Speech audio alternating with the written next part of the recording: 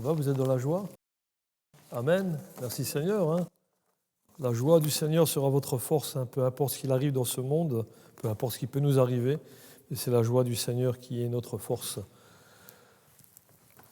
Alors je vais prendre un sujet d'actualité et je vais vous choquer. Mais merci Seigneur. Oui, parce qu'il y a des choses qu'on doit remettre au centre. La seule chose qu'on doit remettre au centre, c'est la gloire de Dieu. Et vous allez entendre des choses peut-être qui vont vous perturber, parce que vous avez souvent de fois vécu une vie comme cela. Eh bien, le Seigneur nous montre toujours la direction à prendre. Et c'est une partie aujourd'hui, et la seconde partie sera certainement donnée dimanche prochain, Dieu voulant. Ça va nous parler de la sainteté de Dieu. Et aujourd'hui, je voudrais juste vous donner donc les salutations, mes salutations personnelles, et c'est les salutations de mon épouse Angeline. Elle vous salue bien. Elle demande pour vous, chacune, les bénédictions du Seigneur sur vous. Et aussi, je salue donc nos amis qui nous suivent sur Internet. Et je voudrais commencer d'abord par un témoignage qui s'est produit il y a juste la semaine avant le 25 décembre. J'étais en panne d'encre pour éditer la parole que je voulais présenter. Donc il fallait que je me rende au supermarché pour acheter des cartouches d'encre. Je me rends au supermarché et là je me fais, entre guillemets, alpaguer par une personne qui m'interpelle et me vante son produit. C'est du chocolat. Qui n'aime pas le chocolat? Tout le monde aime le chocolat, sauf moi.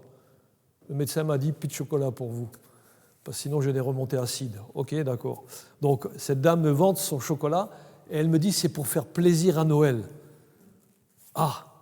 Alors je lui dis que son chocolat était certainement un très bon chocolat c'est un chocolat italien, mais il ne rassasie pas comme celui qui devrait avoir la première place pour Noël. Et devant son étonnement, je lui fais part justement que Noël, c'est comme organiser une grande fête pour souhaiter un bon anniversaire, alors que la personne concernée, elle n'est même pas invitée. Alors je lui parle de Jésus, le Fils de Dieu venu dans notre humanité. Et elle me rétorque, si Dieu existait, eh bien, il n'y aurait pas autant de guerres, de catastrophes et de calamités dans le monde. Et moi de lui répondre que c'est une rengaine systématique que l'on entend à chaque fois auprès des personnes qui refusent de voir la réalité en face et ils préfèrent trouver des excuses. Alors je lui dis, mais n'oubliez pas une chose, on ne descend pas du singe. Beaucoup trop de personnes sont conduites à le penser parce qu'on leur a inculqué ça dans leur intelligence.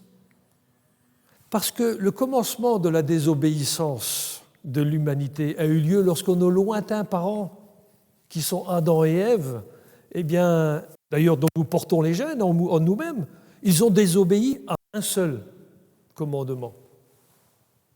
C'est ainsi que le péché est entré dans le monde, avec tout son cercle de mensonges, de tromperies, d'usurpations, de vols, de crimes, et c'est exactement ce qu'a démontré l'humanité jusqu'à aujourd'hui.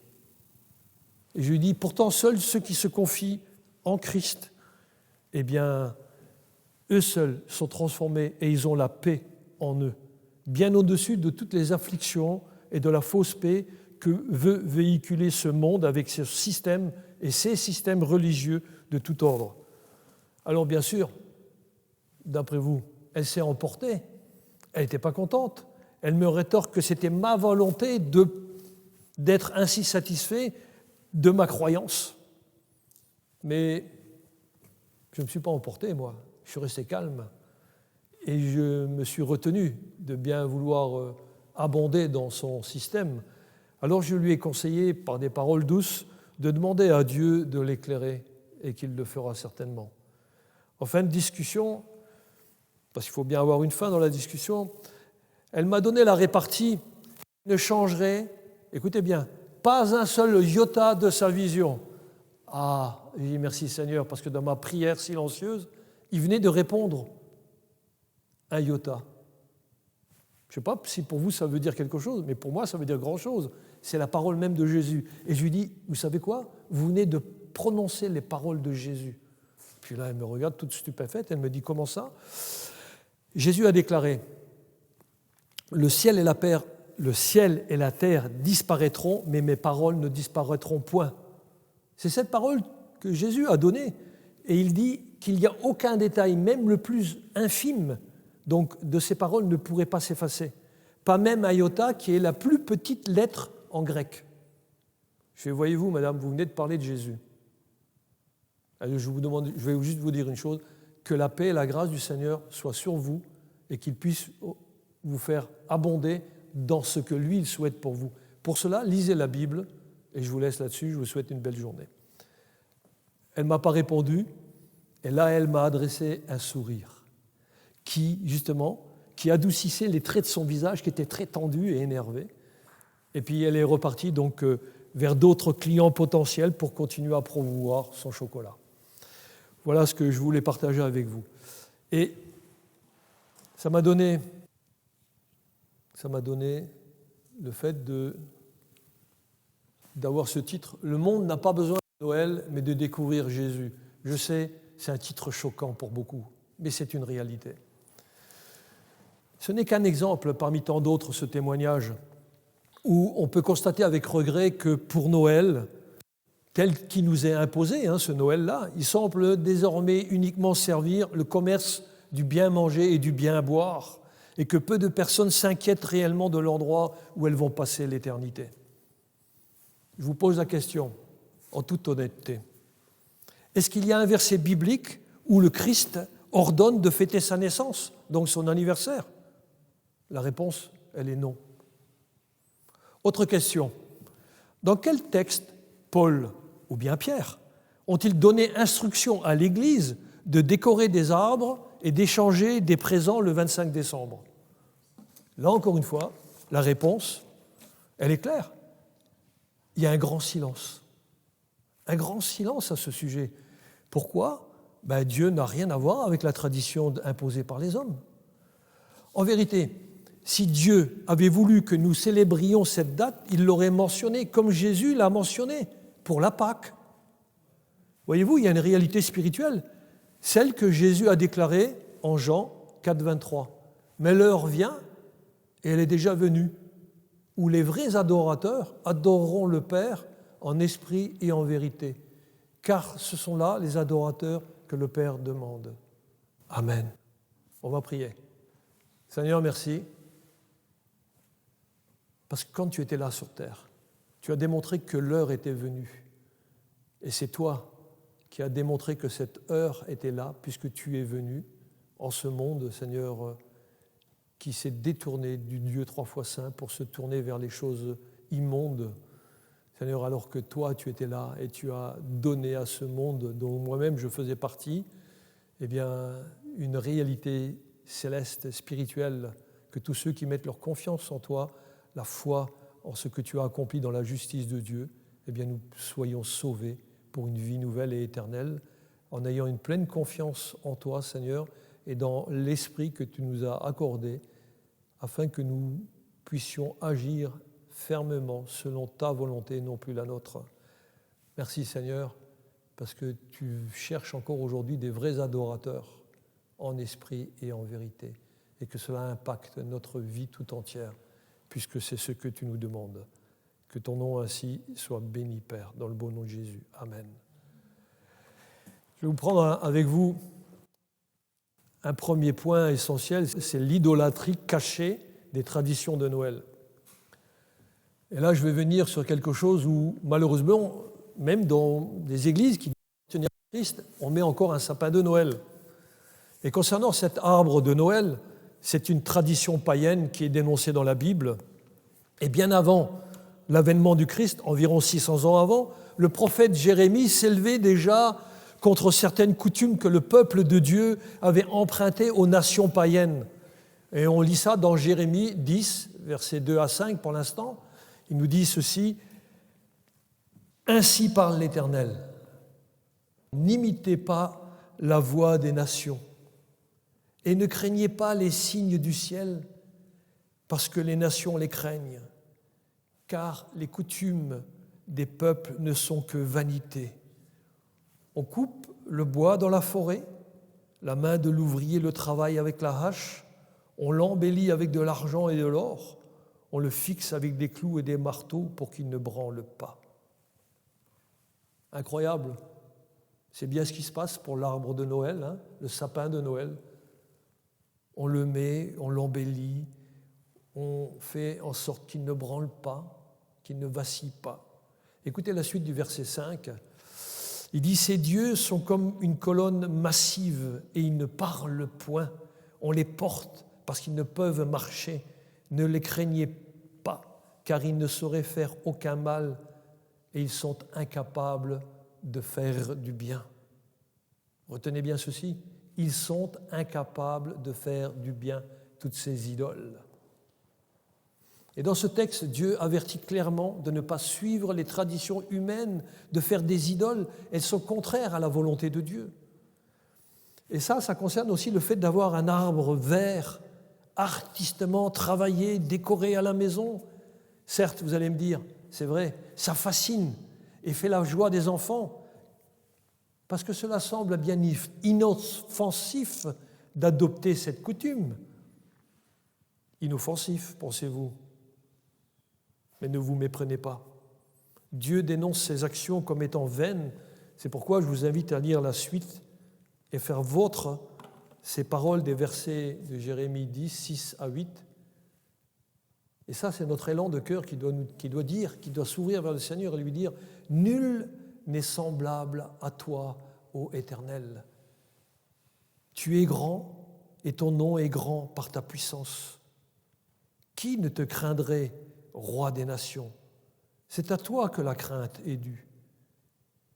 Car parmi tous les sages des nations et dans tout leur royaume, nul n'est semblable à toi. Tous ensemble, ils sont stupides et insensés. Leur science n'est que vanité. C'est du bois. C'est du bois? Oui, effectivement. C'est bien ainsi qu'est défini le sapin. C'est du bois. Rien. Mais quelle est donc cette science vers qui le monde politique et le monde marchand poussent toute la société? Car n'en doutons pas, leur seul but, c'est d'éloigner les âmes du vrai Dieu créateur. Alors, mes amis, la question reste posée, à qui choisissons-nous d'obéir? Car on ne peut pas servir de maître. Ne vous y trompez pas. L'arbre vert est historiquement considéré comme un symbole de fertilité. Vous savez depuis quand? Depuis Genèse, avec Nimrod qui a voulu construire la tour de Babel. Je ne peux pas vous expliquer ça plus longtemps, parce que sinon on prendrait trop de temps. Mais c'est un symbole qui a trouvé sa place maintenant dans de nombreuses familles chrétiennes, cet arbre, en prétextant que c'est qu'une tradition sans impact sur notre relation avec Dieu. Pourtant, en plaçant le sapin au centre des maisons, en y déposant même nos cadeaux, on lui accorde une place centrale. Comprenez que cet ornement utilise notre temps, votre argent, et même votre admiration, que vous le vouliez ou pas. Et lorsque vous entendez le chant qui met en avance ce roi des forêts, ne vole-t-il pas la place qui revient à Jésus seul, qui est le roi des rois et le Seigneur des seigneurs? Et quand bien même on prétend ne pas l'adorer, cet arbre devient une idole par l'attention qu'on lui porte. Car là où vous portez votre attention, cela devient votre idole. Alors vers qui portez-vous votre attention? N'oubliez pas que Dieu est un Dieu jaloux et il ne peut accepter de partager sa gloire avec un autre. Aussi, il est encore temps de changer d'orientation, de vie et de vue pour se recentrer sur le Seigneur. Alors après le sapin, examinons cette représentation bonhomme que l'on appelle le Père Noël. Soyez certains que c'est une usurpation blasphématoire. Évidemment, derrière son apparence que l'on veut ronde et joyeuse, ça se voudrait innocent, n'est-ce pas? Il se cache pourtant une substitution blasphématoire du Sauveur dans le cœur des enfants. Est-ce que vous avez déjà remarqué qu'on lui attribue justement des qualités qui sont réservées à Dieu seul, ainsi l'omniscience, par le fait de dire à l'enfant « Il sait si tu as été sage ou méchant ». Pourtant, Dieu seul connaît tout sur chacun de nous. Lui seul est omniscient. Ensuite, l'omniprésence. Il est présent partout en une seule nuit pour distribuer des cadeaux. Pourtant, Dieu, lui seul, il est présent partout dans le monde. Le troisième, c'est l'omnipotence, c'est-à-dire le jugement, parce que ce petit bonhomme bien rondouillard et joyeux, soi-disant, il récompense ou punit selon les actes de chacun. Pourtant, Dieu seul est le juste juge. Mes amis, vous pouvez saisir que ce homme joufflu est un Dieu de substitution. Vous ne pourrez plus jamais dire « je ne savais pas ». Contrairement à Dieu le Père, le bonhomme de neige, ou plutôt de Noël, le bonhomme de Noël, il n'exige pas de sainteté de notre part, de votre part, parce qu'il distribue des belles récompenses matérielles en échange d'une conduite superficielle. Le Dieu 3 fois saint n'appelle personne à une conduite insensée, n'est-ce pas? Souvenez-vous, j'espère que vous vous souvenez dans l'Ancien Testament, en Exode 28, 36, le sacrificateur qui portait l'offrande du peuple pour les péchés, il portait sur son front une tiare et devant, sur le front, il portait une lame d'or et sur laquelle était inscrit quoi donc? Sainteté à l'Éternel. Le poids de cette lame devait lui rappeler le poids que la sainteté doit exercer sur celui qui appartient à l'Éternel. L'or étant le symbole de la pureté de la relation avec le Dieu 3 fois saint. Et l'inscription était gravée là, sur le front, afin que le peuple puisse le voir, le lire et reconnaître que Dieu seul est saint, ce qui devait faire marcher le peuple d'une manière digne de lui appartenir, tout comme celui qui portait au front la lame gravée « Sainteté à l'Éternel ». Mais qu'avons-nous aujourd'hui? Un fait très grave justement par le mensonge qui est entretenu auprès des enfants, qui va fausser leur avenir. En tant que chrétiens, nous sommes appelés à être la lumière et la vérité dans ce monde. Mais si nous regardons nos enfants dans les yeux et nous leur racontons ce mythe du Père Noël, Noël, donc après chaque année, ne croyez-vous pas que cela va engendrer une confusion spirituelle même dans les têtes de nos bien-aimés? En effet, quand les enfants vont découvrir plus tard toute cette supercherie, pourquoi voudraient-ils continuer à vous croire, puisque vous les avez trompés dès leur plus jeune âge? En effet, ils peuvent dire, à juste titre d'ailleurs, s'ils m'ont menti sur le Père Noël, eh bien ils m'ont menti aussi sur Jésus. Comme quoi, vous récoltez ce que vous semez.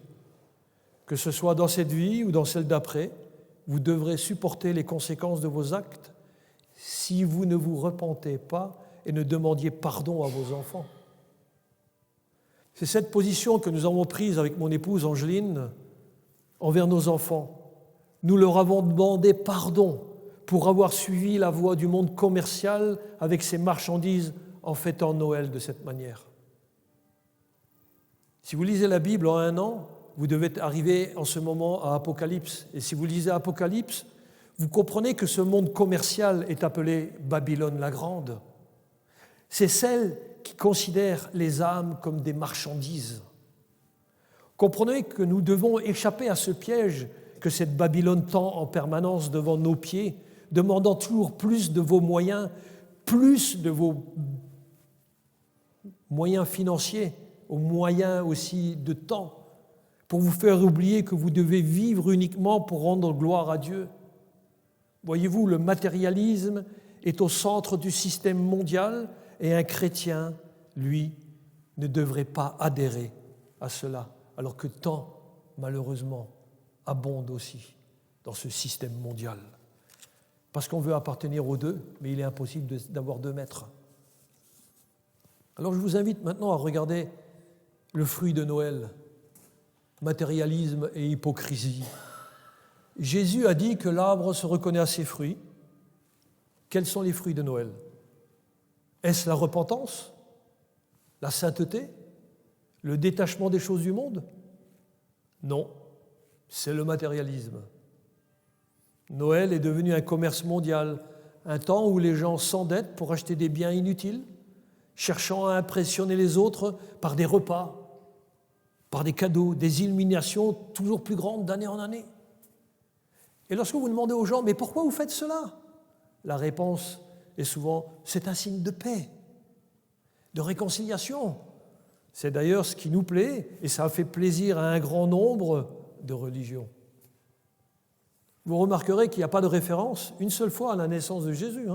D'ailleurs, il est même interdit d'en parler parce que ce n'est pas politiquement correct.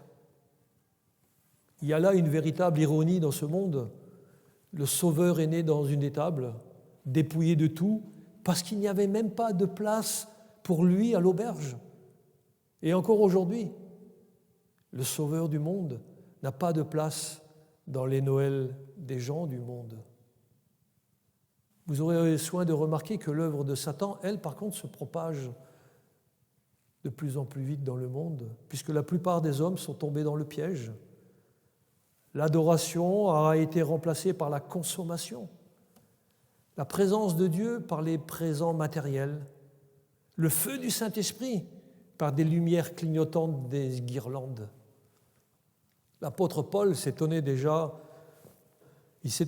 que les Galates se détournent si vite de l'évangile authentique pour revenir à des pratiques charnelles et saisonnières. Il dit ceci: « Je m'étonne que vous vous détourniez si promptement de celui qui vous a appelé par la grâce de Christ pour passer maintenant à un autre évangile. Non pas qu'il y ait un autre évangile, mais il y a des gens qui vous troublent et qui veulent altérer l'évangile de Christ. » Pour nous, chrétiens et croyants authentiques, nous célébrons l'incarnation de notre Dieu qui s'est fait chair chaque jour en obéissant à la parole. Et nous rendons grâce au Seigneur pour le rachat de nos péchés sans avoir besoin d'une date païenne pour s'en souvenir une fois par an. Je vais vouloir passer maintenant à l'illusion de l'évangélisation par Noël. Certains avancent souvent que Noël est une occasion d'évangéliser. Mais peut-on vraiment utiliser le mensonge pour propager la vérité?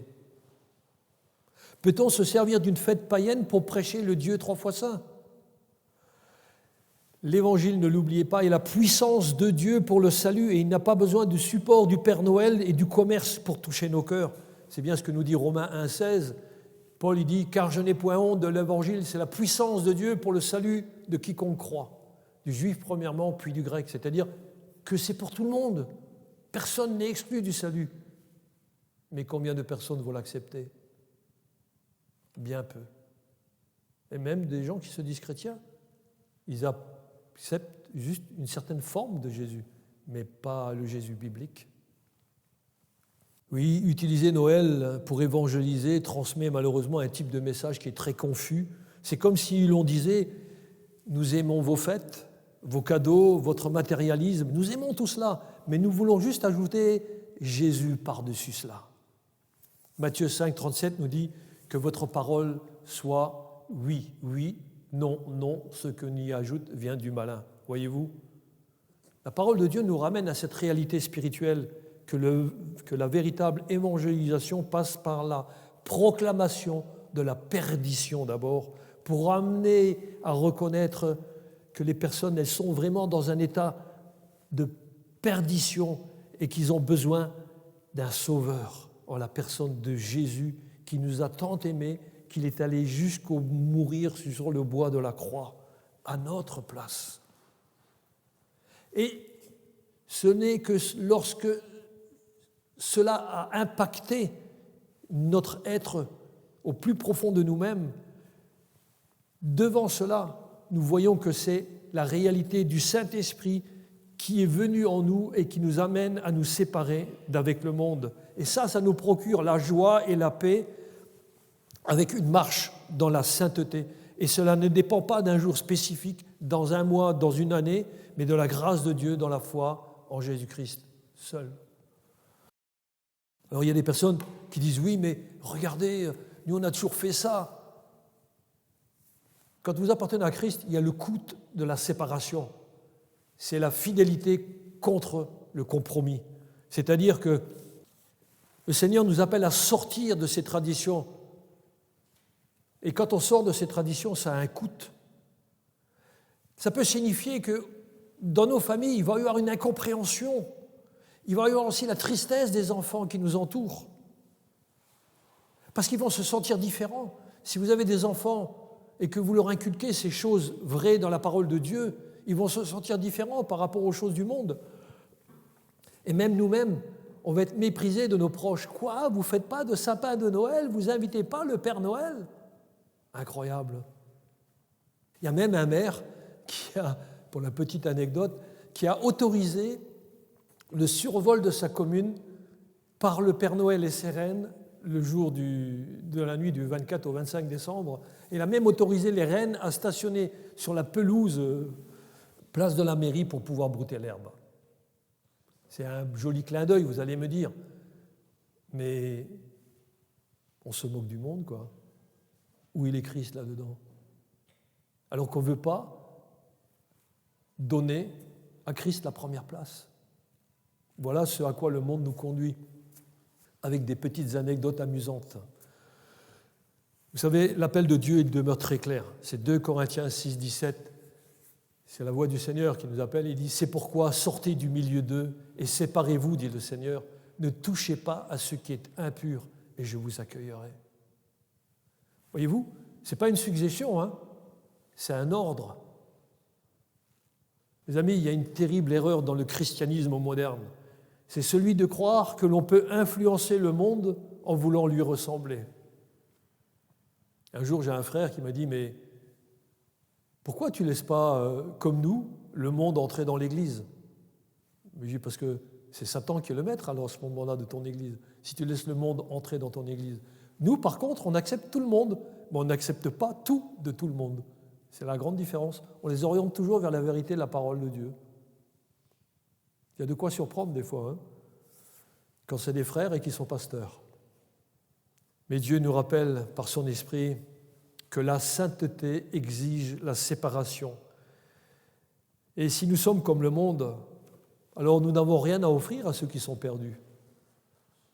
Bien-aimés, n'oubliez jamais que la véritable joie ne dépend pas des traditions païennes, elle dépend uniquement de la satisfaction totale que nous avons en Christ quand on le sert dans sa sainteté, la sainteté de son nom. Je vais regarder avec vous maintenant le danger de la tiédeur spirituelle. Souvent de fois, on a peur de la persécution, mais le plus grand danger n'est rien à voir avec la persécution, mais c'est la tiédeur. C'est, vous savez, ce mélange de foi et de mondanité qui caractérise l'église de Laodicée, comme nous est dit en Apocalypse 3,16. Hein. Tu n'es ni froid ni bouillant, mais tiède. Voilà ce que nous dit la parole de Dieu. Ainsi, parce que tu es tiède et que tu n'es ni froid ni bouillant, que dit le Seigneur ? Je te vomirai de ma bouche. Il ne veut pas de ces choses-là. Parce que là, en réalité, c'est le chrétien de Noël dont il fait partie, là.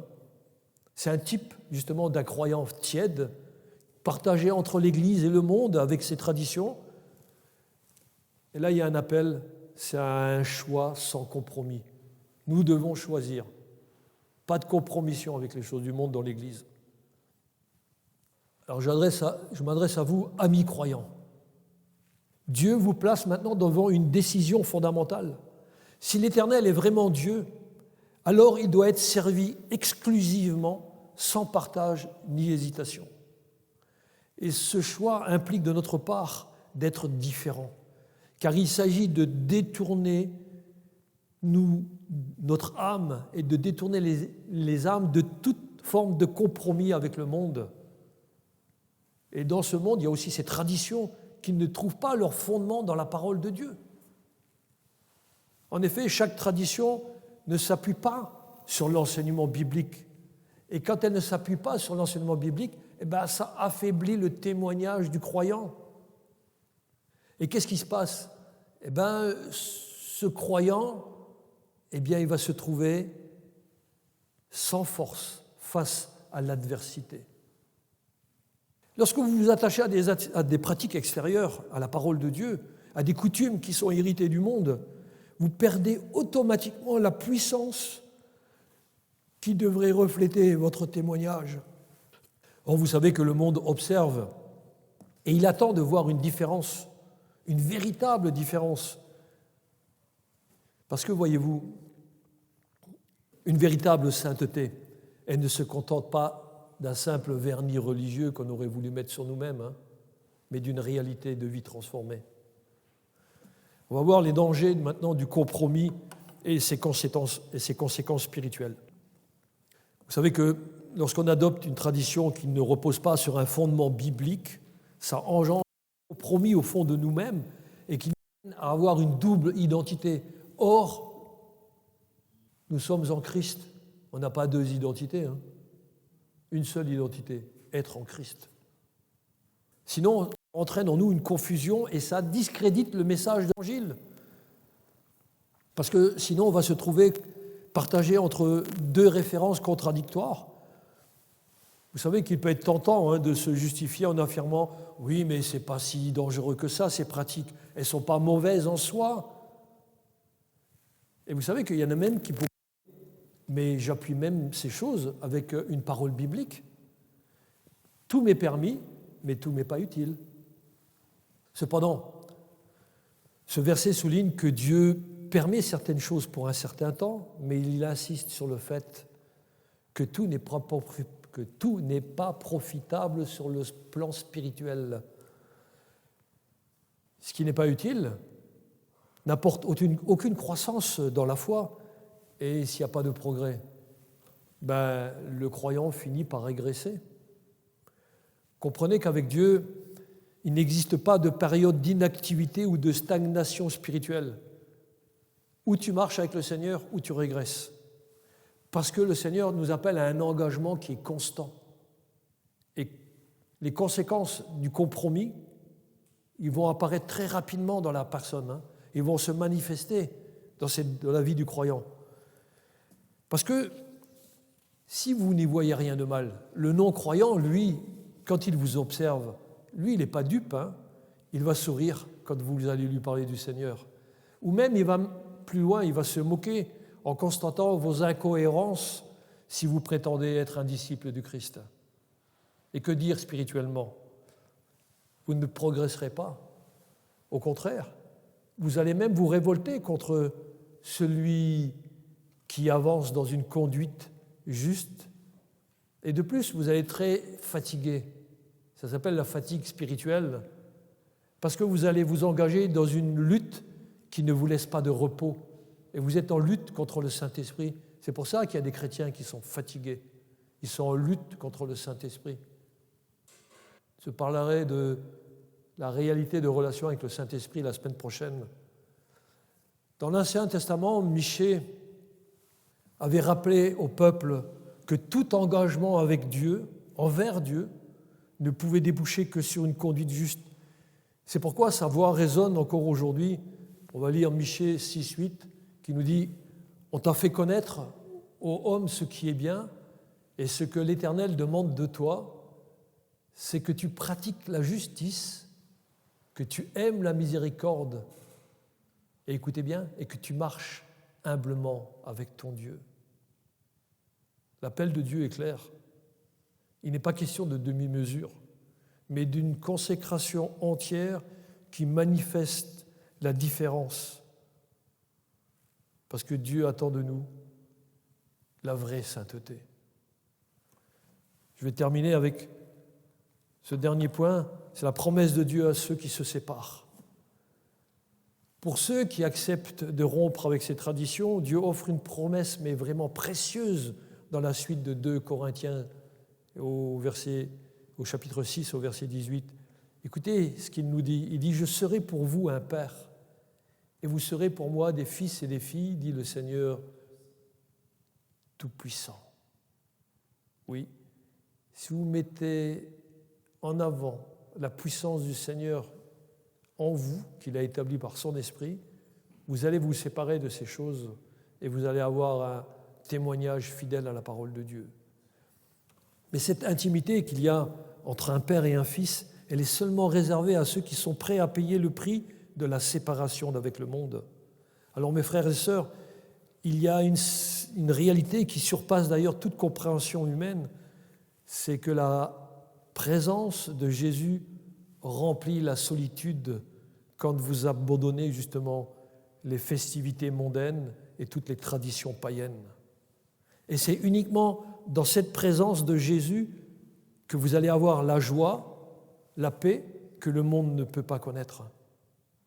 Alors mes amis, n'en doutons pas, nous gagnons au change, une fête éphémère contre un royaume éternel. Voilà la récompense de l'obéissance. D'où l'importance de faire ce choix incontournable. Choisissez la vérité et la liberté en Christ. Et la véritable liberté consiste à briser les chaînes de la tradition humaine et à déclarer une allégeance, mais exclusive, à Christ, le roi des rois et le Seigneur des seigneurs. Alors, renoncez aux festivités mondaines. Et ça, je sais que ça touche beaucoup de chrétiens. Parce qu'ils veulent continuer à avoir des fêtes mondaines. Mais là, aujourd'hui, il nous a appelés, il nous a rappelé qu'il faut renoncer à ces festivités mondaines pour choisir l'adoration authentique. Et l'adoration authentique, ce n'est pas se priver de joie, non, non, non, mais c'est de la trouver, cette joie, en Christ seul. Alors, frères et sœurs, que chaque jour soit l'occasion d'adorer, de donner, de se réjouir par amour pour le Sauveur. Ainsi, nous démontrons que nous ne sommes pas sous la contrainte d'un calendrier. Et la récompense est grande pour ceux qui tiennent ferme dans la vérité. On a la paix, on a la liberté et on a la présence glorieuse de Dieu en nous. Ainsi, mes amis, mes frères et sœurs, vivez une vie de filles et de fils du Père céleste et qu'à lui seul revienne l'adoration, la gloire et la louange, ainsi qu'à Jésus-Christ, notre Seigneur. Et le peuple de Dieu dit « Amen », je suis d'accord avec ça. Amen. Que le Seigneur vraiment bénisse sa parole, qu'il bénisse chacune de vos relations en ces temps où le monde parle de fête, mais nous, notre fête glorieuse, elle est avec le Seigneur, parce qu'il nous a réconciliés avec Dieu le Père. Et ça, c'est la plus grande fête. Peu importe ce qui peut m'arriver, peu importe ce que je peux subir, peu importe ce que les autres pensent, je veux rester fidèle au Seigneur. C'est encore un appel aujourd'hui à rester dans la fidèle. Et vous savez quoi ? Le Seigneur, lui, il est fidèle. Même si nous sommes peu nombreux par rapport aux églises de la multitude, qui sont des multitudes qui courent avec le nom de Jésus-Christ sur les lèvres en enfer. C'est malheureux à dire, mais c'est une réalité. Oui, beaucoup prient pour qu'il y ait un grand réveil, mais le plus grand réveil qui soit, c'est un cœur tourné vers le Seigneur. Et là, les sens sont éveillés pour rester fidèles, comme Christ a été fidèle au Père. On va prier. Seigneur, merci pour ta parole. Et comme toujours, ta parole, elle est dérangeante, mais elle fait du bien. Elle fait du bien, elle est là aussi dans notre bouche, comme du miel, et quand on l'avale, elle est amère parce que nous voyons nos bien-aimés, Père, qui ne te connaissent pas ou qui ne veulent pas encore te connaître. Et ça nous met de l'amertume aussi au fond de nous, même si nous sommes dans la joie de cette réconciliation que tu nous as accordée par Christ, ton Fils bien-aimé, notre Sauveur et notre Seigneur sur la vie. Merci, Père, oui, parce qu'en toi, Seigneur, nous avons la paix et la joie de t'appartenir. Aide-nous à porter ce témoignage d'une manière fidèle envers tous ceux que tu nous permets de côtoyer en ce jour et dans la semaine également. Merci Père parce que tu nous ramènes toujours à regarder à ta parole et à recentrer, Seigneur, nos pensées vers toi. Merci Père pour ton amour en Christ encore en chacun de nous. Et Seigneur, je te demande de faire lever, Seigneur, des hommes et des femmes remplis de ta justice pour un service à ta seule gloire. Et que parmi ceux-ci se trouvent mes frères et sœurs ici rassemblés aujourd'hui. Et nous prions ces choses dans le bon nom de Jésus, Père. Amen.